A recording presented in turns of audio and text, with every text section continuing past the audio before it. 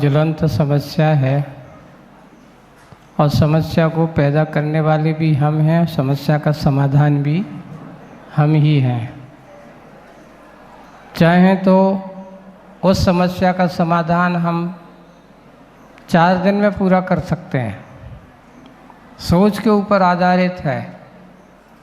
हम विगत कई दिनों से कहते हैं और प्राय कर मैं उन माता पिताओं से भी कहता हूँ कि आप अपने बच्चों को बाहर पढ़ने भेजते हो, अच्छे से भेजिए, मैं मना नहीं करता हूँ, पढ़ने भेजिए, लेकिन आप उनके हाथ में इस प्रकार की चीज़ें पकड़ा देते हो जो आपके सामने होकर के भी वह क्या करता है, किसके साथ बात करता है, किससे बात कर रहा है, किससे चैटिंग चल रही है, ये बात है।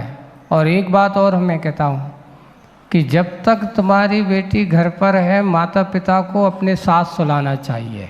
उनके कमरे अगर आप सेपरेट दे रहे हो, सबसे बड़ी गलती एक ये है समाज की। पहली गलती क्या है कि आपने उन बच्चों को सेपरेट कमरे दे दिए। अब सेपरेट कमरे में अकेले वो सो रही है और हाथ में वो साथ में क्या दे दिया आपने, मोबाइल दे दिया।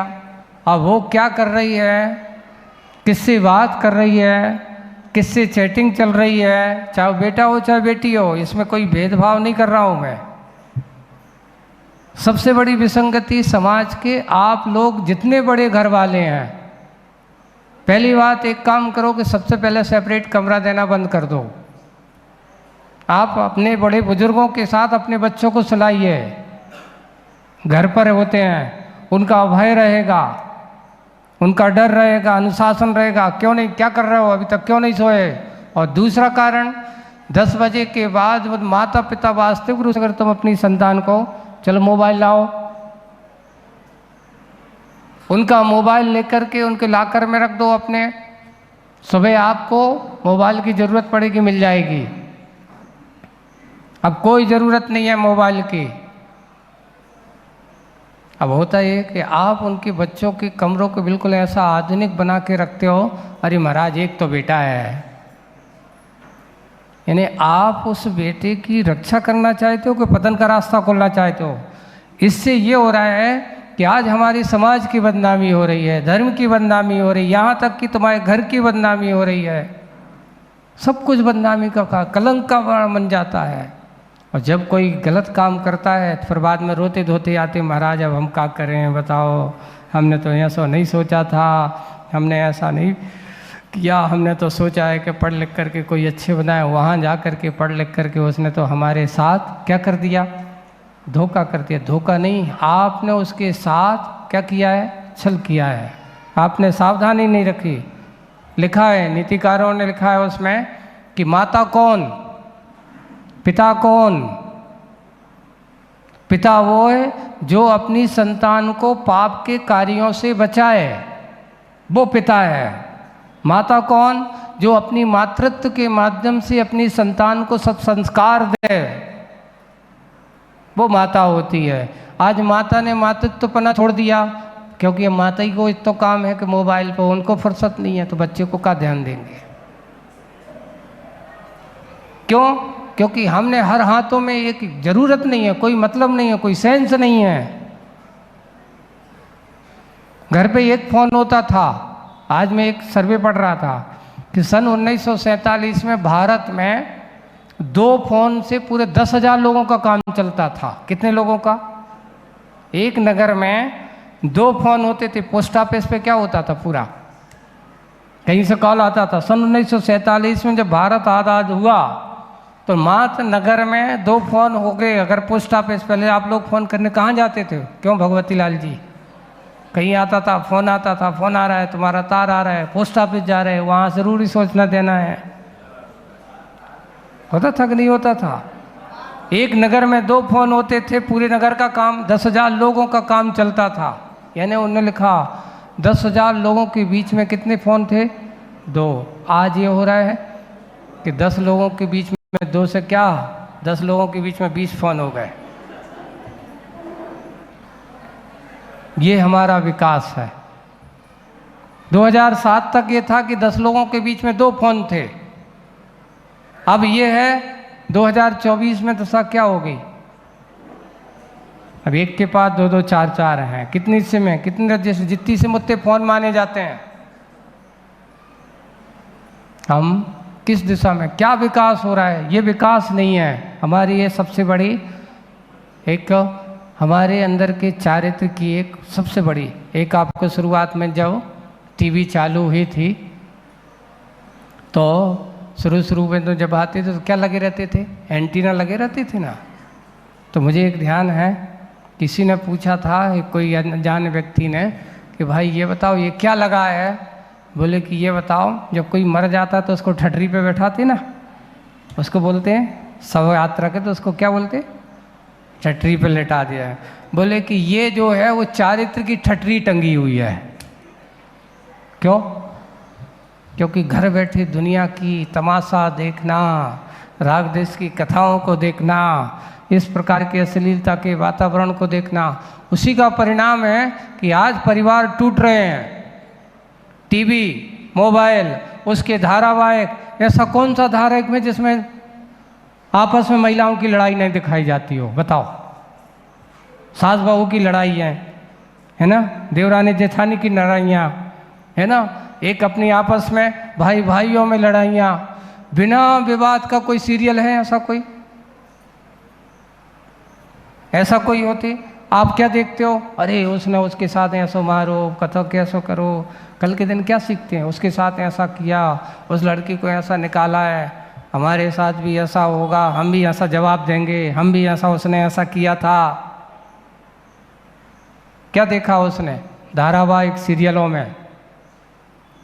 तो हमारे यहाँ सबसे बड़ी टीवी है। हमने हर घर पहले को अगर महीने 15 दिन में किसी को सिनेमा देखने के भाव होते तो सिनेमा घर में जाता था, देख के आता था।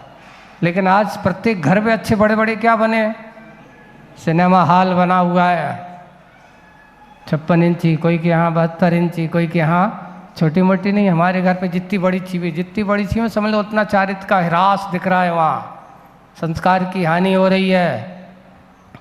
अब आज अपन सोच लो, विचार कर लो, ये मोबाइल आपके लिए सबसे पहले एक नियम कर लो कि आप बच्चों को दो, 10 बजे के बाद बच्चों का मोबाइल अपने पास रखिए। दूसरा, उन बच्चों को सेपरेट सोने की व्यवस्था, अगर जवान बेटे और बेटियों को तुम सुरक्षित करना चाहते हो तो उनको सेपरेट कमरा देना बंद करिए। अगर आप ऐसा कर सकते हो, समझ लेना आपके बच्चे की भविष्य उज्जवल होगा, और नहीं है तो आपका भविष्य बच्चे का तो है ही, और उसके साथ साथ आपका भी। क्यों? बच्चा अगर गलत काम करे तो बदनामी किसकी होगी? समाज को इस दिशा में सोचने की बहुत बड़ी ज़रूरत है। क्वेश्चन समसामयिक है, मात्र व्यक्तिगत नहीं है।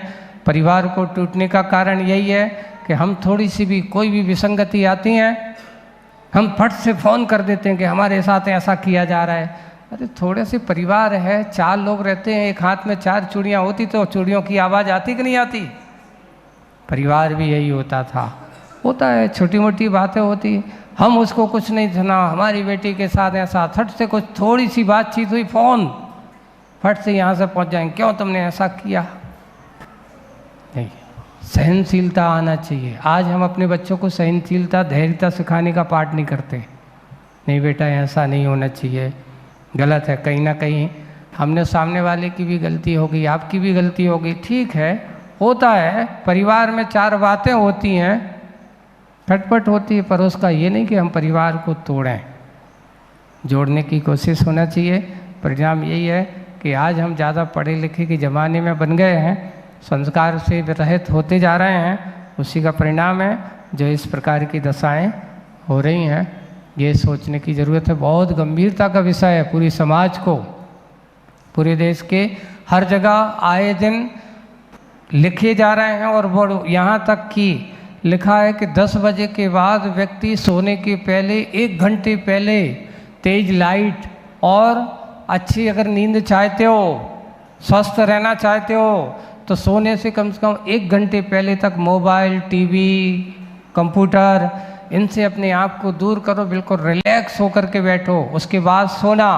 अब ये हो रहा कि सोते सोते पता ही नहीं कब, यहाँ तक कि मोबाइल ही उनके सीने पे रखा है। कितनी विज्ञान कह रहा है कि भाई वाइब्रेशन इसमें इतना ज़्यादा, क्या इनके कारण से कैंसर जैसी बीमारी हो रही है, उसका रेडिएशन से सबसे ज़्यादा। आए दिन अब तो सर्दी जुकाम जैसा कैंसर हो गया, मस्तिष्क की बीमारियां हो रही हैं। हम सोचें, विचार करो इस बारे में, चिंताएं हैं। हम अपने स्वास्थ्य को ध्यान रखें, स्वास्थ्य के साथ साथ अपने परिवार संस्कार को बनाना चाहते हो तो इन चीज़ों से हमें दूर होना चाहिए।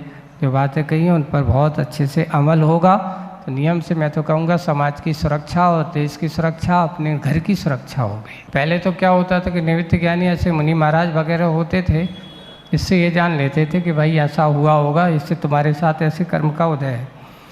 आज भी आप लोग सोचना, अपने आगम में और कर्म सिद्धांतों में लिखा है आज मेरे साथ ऐसा हो रहा है, क्यों हो रहा है? तो हमारे आचार्यों ने लिखा है कि आज तुम्हारे साथ ऐसी मुसीबत आई है, कहीं ना कहीं हमने कोई ऐसा खोटा कर्म किया, उसका फल आज हमें मिल रहा है। तो इससे ये सोचना, वर्तमान के कर्म के उदय को हम अपने पूर्व के कर्म के उदय को समझने की, जो हो चुका है उसको जानने की कोशिश करें। ऐसा नहीं मैंने तो ऐसा किया ही नहीं। पार्थनाथ भगवान के साथ ऐसा जुड़ा हुआ है कि उनके साथ पूर्व में ऐसा ऐसा हुआ, लेकिन क्या हुआ, उनने भी क्या सोचा कि वैर भाव कमठ के साथ उनका एक भाव का नहीं 10 भाव का था, और उन्होंने उस वैर भाव को सामना किया, लेकिन उन्होंने ज्ञानीपन से सामना किया, है ना, समझदारी से काम किया, बदला नहीं। आखिर बदला किसका हुआ? कमठ के जीव का, ना होकर के उल्टा उसको ही समझ में आ गई। इसलिए सबसे पहले पूर्व के किए हुए कर्म है तो इस चिंतन करना, स्वयं किए जो कर्म स्वभाव सब फल निश्चय ही, इसका चिंतन हमें करना। स्वयं कृतम कर्म यदात्मना फलाहा, इस प्रकार का चिंतन हमें करना चाहिए। उसमें अपने धैर्य समता भाव को रखना चाहिए, संक्लेश नहीं करना, आर्तरोध ध्यान नहीं करना। अगर हम संक्लेश और आर्तरोध ध्यान करेंगे तो और भी कर्म हमारे लिए और विश्व रूप में बन करके ही सामने आएंगे। और अपन 16 कारण की पूजा पढ़ते हैं, उसमें आता है कि दर्श शुद्धि भावना भाई 16 तीर्थंक कर पद पाए। पाए आना चाहिए कि दाय आना चाहिए? नहीं, उसमें पाए ही होता है कि 16 कारण ऐसी 16 कर दर्शन विशुद्ध आदि है ना, तो दर्शन विशुद्ध आदि ऐसे 16 कारण भावनाओं को निभाने वाला वही ऐसे तीर्थंकर पद को पाए का अर्थ प्राप्त करता है।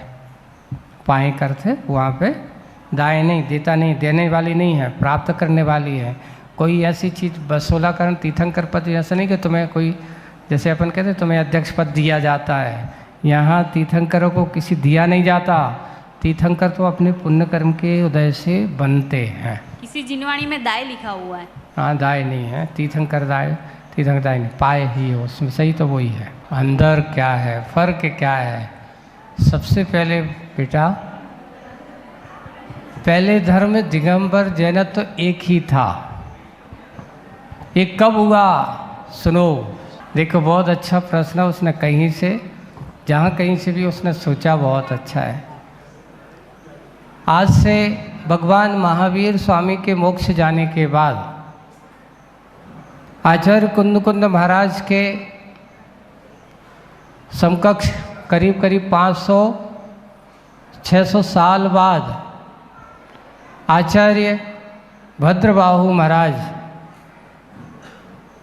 12,000 मुनियों का संघ था। कितने मुनि राजाओं का संघ था उस समय? मात्र उस समय कोई दूसरी शाखा नहीं थी। एक दिगंबरत के अलावा कोई दूसरा धर्म जैनों का नहीं था। अनेक प्रकार के कोई मतांतर नहीं थे। मात्र स्थूल का नाम अपने भद्रबाहु महाराज के समय मात्र 12,000 मुनि राजों का संघ था। अब हुआ ये कि उत्तर भारत में इस साइड उज्जैनी और इस तरफ पे महाराज का विहार चल रहा है। तभी एक दिन मुनिराज आहारचर्या से लौट रहे हैं तभी क्या होता है, एक बड़ा भयानक सर्प एक नवजात जितु पालना में सो रहा है, कितना 6-7 महीने का, और वो सर्प उसके ऊपर फंड लगाए बैठा हुआ है, और यहाँ वो बालक जो है जोर जोर से हंस रहा है। ऐसा उसमें कथा में ऐसा मिला है। और जैसे ही वहाँ से महाराज निकलते हैं तो उस बालक के मुख से आवाज़ निकलती, यहाँ से निकल जाओ। ये निमित्त मिला, देखिए। और एक फंड वाला नहीं, वो सर्प कितने फंड वाला है? 12 फंड वाला है। महाराज निमित्त ज्ञानी थे। भद्रबाहु महाराज कौन थे?